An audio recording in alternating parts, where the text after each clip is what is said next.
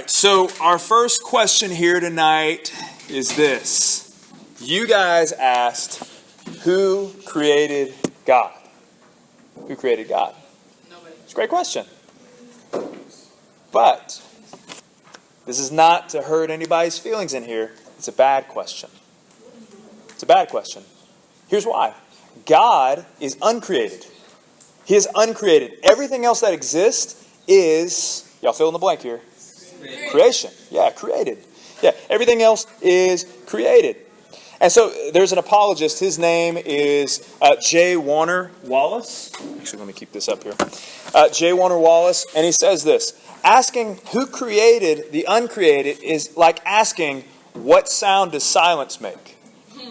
Is that helpful? Silence is very loud. Yeah. If only, right? So it's like asking that question. So God is creator. Everything else is creation.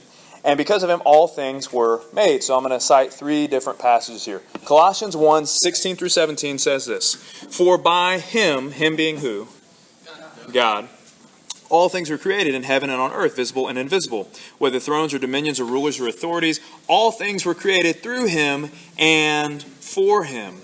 And he's before all things. And in him all things hold together. So what does this have to do with our question here? Well, he pre-existed before all things. I want you to think about this for a second. God eternally existed before everything else existed. Think about that for a second. Before anything was, God was eternally existent. Hey, somebody mind getting this guy a chair right here? Glad you're here, man. He eternally existed before anything was made. And he holds everything together, like the children's song says. He's got the whole world in his what? Hands, yeah. He's got everything in his hands. He is creator of all things. Hey guys, y'all got a lesson to teach? Hey, I don't want y'all to miss this, okay? These are really pivotal questions for you guys, where you're at in your life. And I want you to be able to share these with other people as well. So John 1:1 says, in the beginning was, this is past tense, was the Word, and the Word was with God, and the Word was God. God was always there. God pre-existed before anything in eternity past. Last passage, Romans 1, 19 through 20 says, for what can be known about God is plain to them because God has shown it to them. For his invisible attributes, namely his eternal power and divine nature, have been clearly perceived ever since the creation of the world, and things that have been made, so they are without excuse. The idea there is that deep down inside of all of us, we know that God is creator. This passage says you are without excuse. To say that something or someone else created everything besides God is really you just putting a wall up to say, I don't want that to be true. Not that you don't deep down inside. And maybe you still say, on the outside, I object to this idea. Maybe you think, I believe like the Big Bang is a better idea. Right? But I want you to think about something here for a second. Even if you believe in the Big Bang, you still believe in a creator. You believe something created everything that exists. You want that to be true. But here's the difference. The question that you really want to know is the creator a personal being or an impersonal being? I think most of us would want God to be personal. I think most of us would want our creator to know us, to love us, to care about us. I think that's one of the things people are most upset about with life is, does God really care for me? Right? That's a huge complaint whenever things are going wrong. And the Bible gives us the most satisfying answer. More than the Big Bang Theory, the Bible gives us a more satisfying answer, not only for our mind, but also our heart. So the Bible gives us this answer, that the Creator is personal, but not only personal, He's loving and He interacts with us. Now, I have a video that Josh is going to pull up in a second, and it's by an apologist named John Lennox. Brilliant guy from the UK. And he talks about some holes that he sees in some scientists he gets a chance to talk to. And it's pretty funny the way that he pokes holes in an argument, but it's also really helpful too, based on what he says. So, Josh, if you'll go to that next slide here and start our video at 5 minutes and 50 seconds. We'll hear what John Lennox has to say. Richard Dawkins, and I had a debate with him on this very topic in Oxford. And I said to him, Richard, you say that who created God is a legitimate question. I don't think it is. But let me assume now that it is. You believe that the universe created you. So I beg leave now to ask you, using your own question, who created your creator? I'm waiting still for the answer. So that's the first point. Very briefly to the second point. God is 3 in 1. Is it a mystery? Yes, it is. And am I allowed to tell a little story? Yeah, I think we should. Move it on. Yeah. Okay. But do tell the story. Yeah. I was talking to about 1,000 scientists, and a man came up to me afterwards, a physicist, and he said, it was very interesting, all that talk about God, but he said, do you know, I detect you're a Christian. And I said, you're... Very astute gentleman. Yeah. Well, that's what I said. I said, you're pretty sharp. And he said, come on, he said, now, as a Christian, you're obliged to believe that God is a triune, that Jesus was God and man. And he said, come on, you're a mathematician, this is absurd. Can you explain it to me? Well, I said, can I ask you a question first? He said, sure. So I said, tell me, what is consciousness? And he thought for a second, and then he said, I don't know. I said, that's okay, let me try an easier one. What is energy? Well, he said, I'm a physicist, I can measure energy, I can use it. I said, you know, that's not my question. What is it? He said, I don't know. No, I said, you don't know. Tell me, I said, do you believe in consciousness? Yes, he said. Do you believe in energy? Yes, he said. So I said, you believe in these two things, you don't know what they are. I said, should I write you off as an intellectual? And he said, please don't. And I said, but that's exactly what you were going to do with me 5 minutes ago. That's right. Now I said, if you don't know what energy is, and nobody does, and if you don't believe that, you physicists, read Richard Feynman. If you don't know what energy is, don't be surprised if energy, light, gravity, and consciousness are a mystery. Don't be surprised if you're going to get an element of this in God. You're bound to get it. But now I pushed him a bit further, you see.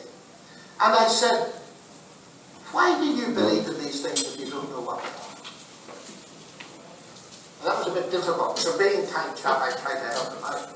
And I said, you believe in these things because of their explanatory powers concepts. And he said, that's exactly right. And I said, look, of course I can't explain to you how God became human. But I said, it's the only explanation that makes sense of the evidence as I see it. And I said, I've got a simple analogy that might help. It's a very low-level analogy, but at least it's biblical. I'm married. I've been married for 42 and a half years to the same person. And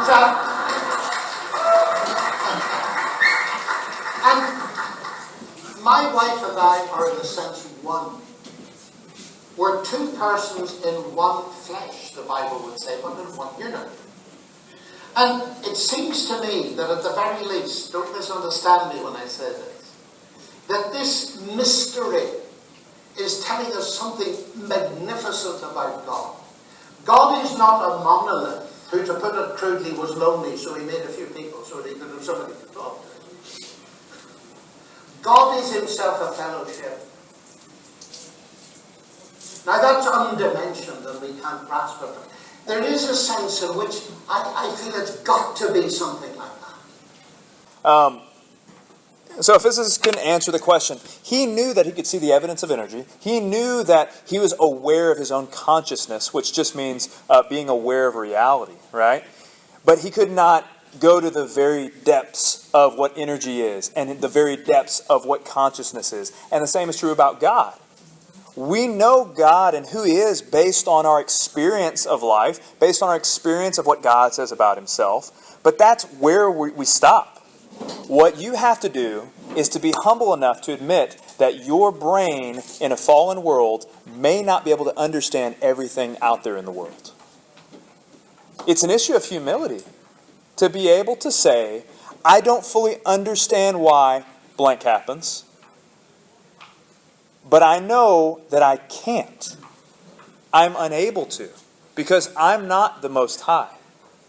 I am not God. That's what's going on there. It's to recognize who He is and who we are. Recognize His ability and many of our inabilities. That's the direction we should go when it comes to understanding God and His nature. So he also jokes about like this guy is like, well, should I write you off as an anti-intellectual? He's talking to a physicist. I don't know if you know this, but they're brilliant people. And he's just poking fun. But it helps lighten the mood and moves them into a deeper level of conversation. And in the same way, a believer should not be written off either for knowing and believing in God. So chew on that, think about that, and here's the deal. If you have a better answer than the God of the Bible for why creation exists, I would love to hear it. But I want to tell you, it's got to answer all of life's meaningful questions. So I'll be around afterwards. The second question I want to address in the next few minutes is this question. You guys asked this question. How should we address the topic of abortion? It's a hot topic right now. There's a lot going on with the Supreme Court. So first, we have to define the word abortion. The word abortion is defined as this. Abortion is the termination of a pregnancy. And pregnancy begins at what state? Conception. Conception. Thank you. Now, I'm not super bright when it comes to this area. So I had to look up a definition for conception. Okay? I knew the fact that conception is when life begins, but I didn't really know what this looked like. I had to YouTube a video to see like what goes on internally inside of the womb. To see like, okay, when is the start of all this? Now the video we're going to show is 3D imaging of what happens within a woman's body and how conception begins, okay? So I want you guys to be mature about this, but there's nothing like graphic. Let's just play the video. Thank you, sir. Unpacked male genetic material spreads out. A new membrane forms around the genetic material, creating the male pronucleus. Inside, this is conception, by the way. The genetic material reforms into 23 chromosomes. The female genetic material, awakened by the fusion of the sperm with the egg, finishes dividing, resulting in the female pronucleus, which also contains 23 chromosomes. As the male and female pronuclei form, spiderweb-like threads, called microtubules, pull them toward each other. The two sets of chromosomes join together, completing the process of fertilization. At this moment, a unique genetic code arises, instantly determining gender, hair color, eye color, and hundreds of other characteristics. Pretty crazy. This new single cell, the zygote, is the beginning of a new human being. And now the cilia and the fallopian tube gently sweep the zygote toward the uterus, where he or she will implant in the rich uterine lining, growing and maturing for the next 9 months until ready for birth. All right, let's go to that next slide, Josh. Notice what he said about the zygote. Did he say a clump of cells? Oh, the dude said a human being. That's right. a human being is in the womb. It's not something else. It's not a clump of cells. No matter what it looks like to us, even if it doesn't have all the features and details of a fully developed human, or even an infant baby for that matter, that's what it is a human being. It can't be something else. That's what it is. Humans produce humans, not something else. And even though we can't see with our physical eyes, does not mean it is not a human. So notice, he says human being from the moment of conception, no matter what it looks like. Now God's law says in the Ten Commandments, Exodus 20 verse 30, it says, you shall not murder. This means you shall not take a life. So the termination of a pregnancy at any stage, whether it's a few weeks in, a few months in, right before baby's born, that is taking the life of a child. So the most clearest scripture on life in the womb comes from Psalm 139, 14 through 16. You guys know this. It says, I praise you, for I am fearfully and wonderfully made. Wonderful are your works, and my soul knows it very well. My frame was not hidden from you when I was being made in secret, intricately woven in the depths of the earth. Your eyes saw my unformed substance. In your book were written, every one of them, the days that were formed for me, when as yet there was none of them. So this section of Scripture gives strong testimony to the fact that life begins at conception. That process you guys just saw, like the moment everything started to come together, and either that child was going to be male, 23 chromosomes, or female, 23 chromosomes. At that very moment. But it was just a circle with a bunch of little lines in it. At that moment, genetics would say male or female. Male or female. Even the scientists. Eye color. Everything. Everything about you was decided at that moment. Yeah. Verse 14 says wonderfully made. Now what does wonderfully made mean?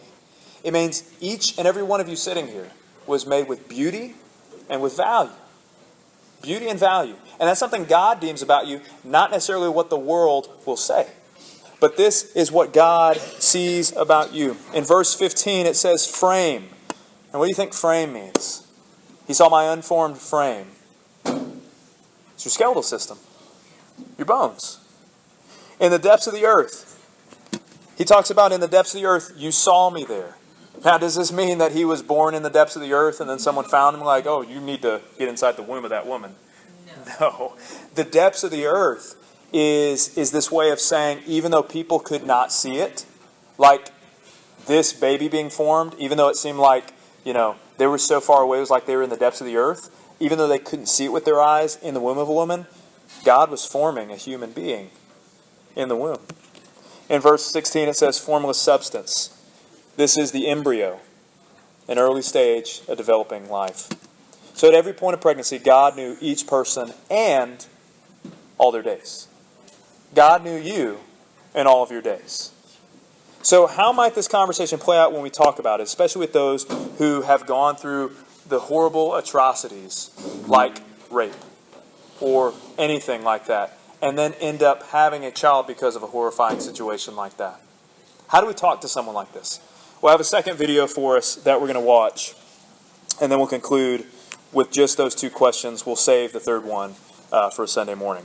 Okay, so Josh, if you could pull up this next video, started at 2 minutes and 48 seconds. So this guy is a pastor from the Field Church, and he explains how to talk to somebody about the topic of abortion, how to do it biblically, but also how to do it gently. All right? And you and I So and listen everyone in. else knows at the end of the day, what mom is carrying is a baby. Nobody says to an expectant mother, hey, how's your fetus doing? Or is it going to be a boy fetus or a girl fetus? Or did you feel the fetus move? No. Everybody knows that it's a baby inside. It's very intuitive. It's not even debatable. Everyone knows we're carrying a little human being inside of there.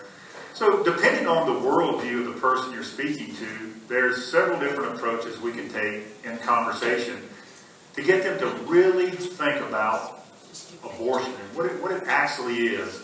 If they're somewhat militant or aggressive, I've kind of found out my experience has been sometimes when they're kind of digging in on it, if it's a young lady or a woman, they may indeed have had an abortion themselves. So we kind of want to be cognizant of that. So we might ask them some questions or even pose some different scenarios to them. And it goes something like this. I hear you using the word fetus. Do you know the definition of fetus? And they're probably not going to know. And you can tell them what it means actually is the young while in the womb. So we can see that it's a young human being that's in the womb. It's not just some glob of tissue. You said you're not sure when life begins. Yeah, okay. Well, if we're not certain when it begins, then shouldn't we err on the side of caution and not have an abortion? Or how about this one if they're kind of really digging in? Would you mind completing this sentence for me? Sure, I don't mind. It's okay to kill a baby when? That gets them to thinking.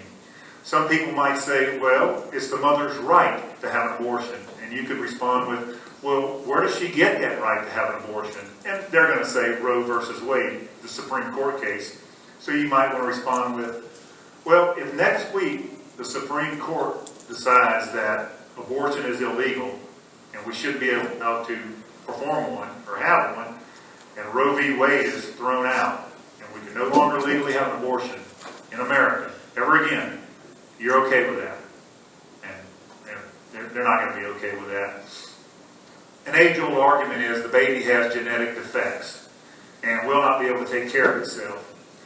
Well, what you're saying is there's a level of dependency on other people to survive, right? Yeah, that's what I'm saying. So by that logic, should we kill all people that are wheelchair-bound?